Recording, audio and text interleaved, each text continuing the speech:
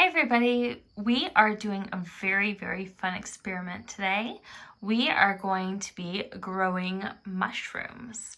So over the weekend, we were able to visit a farmer's market and we met up with a vendor there by the name of the Fungi Connection. We purchased this blue oyster spawn bag, mycelium thing. We're still learning.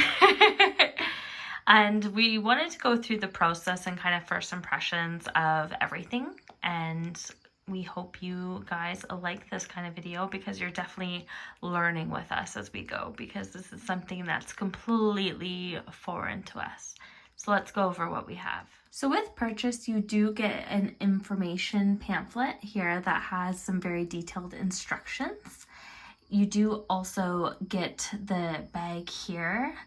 Now, it does have a couple reference points on it, mainly that there is a filter pack there that's to be of reference, and also too, it's supposed to look like this. It might look a little bit gross for some of you, but that's how fungus come about. And then, of course, you also get a humidity tent as well.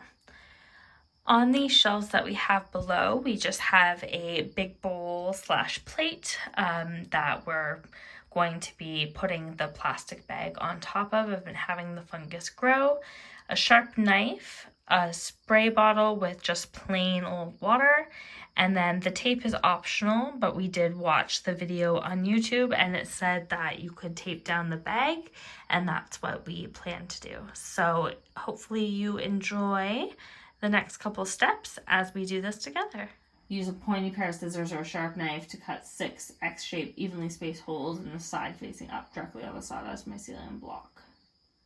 Just so you know.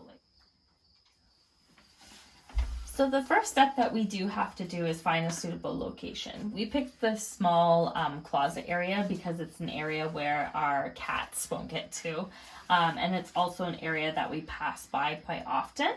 So we definitely have that set up. We do think that we're going to be able to control the humidity, and we do think that it will be a temperature between 17 and 24 degrees Celsius, especially since we are into fall and we're moving into the cooler temperatures. I don't expect things to get a little bit higher than that.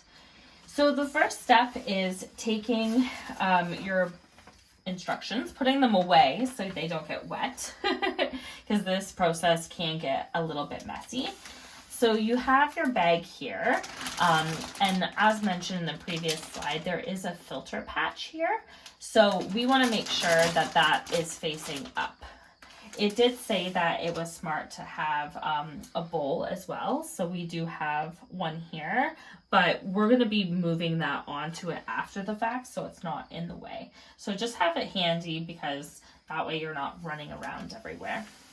So basically what you want to do is you want to allow the mycelium to be able to come out of the bag.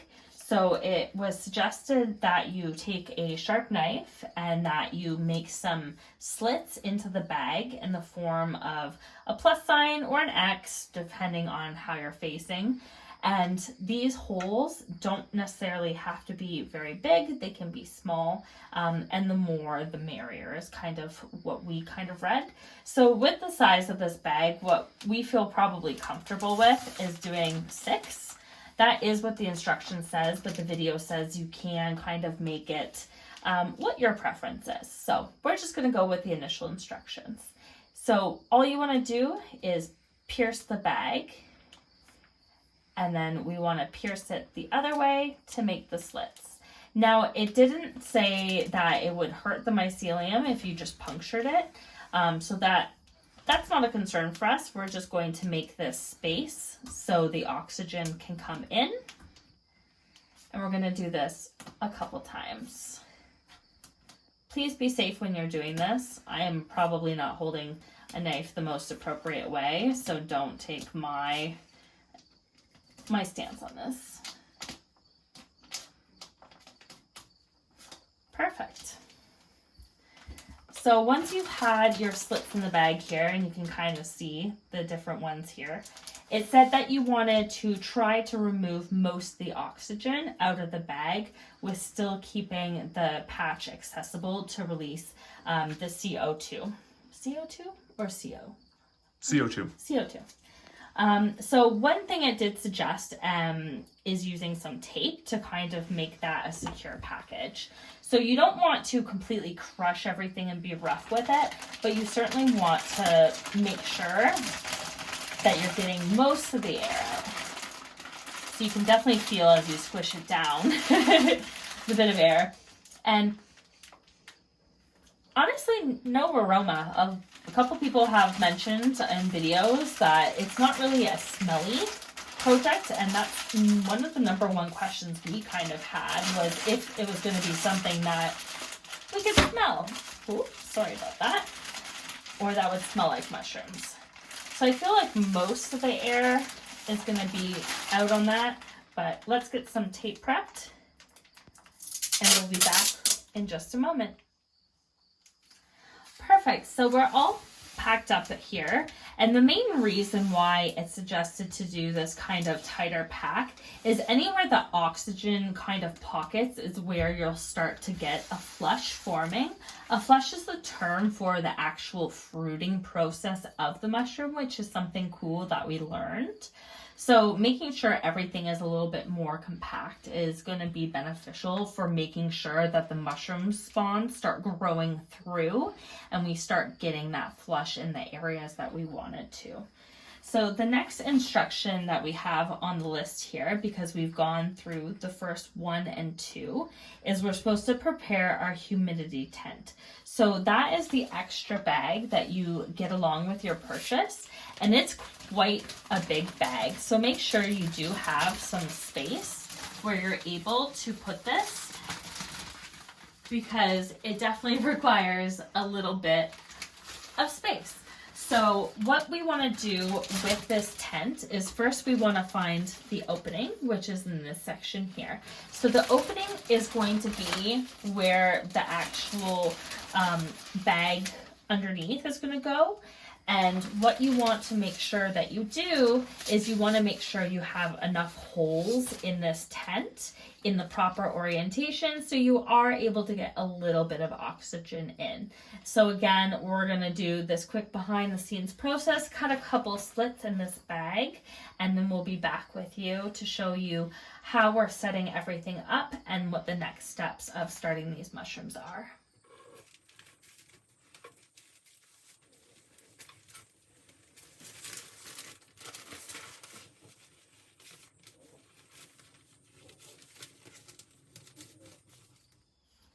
I had to grab a pair of scissors as well as a knife because it's a lot safer to do that last step with a pair of scissors. So make sure you do grab a second pair. Finally, we want to set up our stations. So we are personally just using this plate because we had it spare. It's actually from our wedding. We used all of these leaf-shaped bowls, which is kind of cool now to reuse it for growing mushrooms for our first time. So what we want to do is we want to take these X's and we want to make sure that they're actually facing up. So that's also why this bowl shape really works well, just because we pierced on the long side of this rectangle, and we want to make sure that nothing is wibble wobbling, because we do have to come in 2 to 3 times a day with our mister, and we want to make sure that we have enough balance here that especially once we start getting the flush happen, that we're not going to fall over or tip over.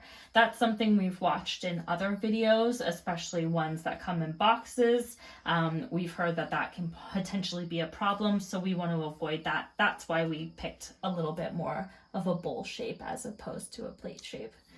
So the next step that we want to do is we want to make sure that the... Can you stop that? And so the next step is to moisten our block here and then put over the humidity tent. So we do have our sprayer already here, again, just with some plain water. And we just want to allow just a little bit of moisture onto the top of the block to just show that this is where it's going to be growing. And then we take our humidity tent, again with one side that's open. We want to place it completely over the sample here, and exactly how it sounds, kind of tent it up.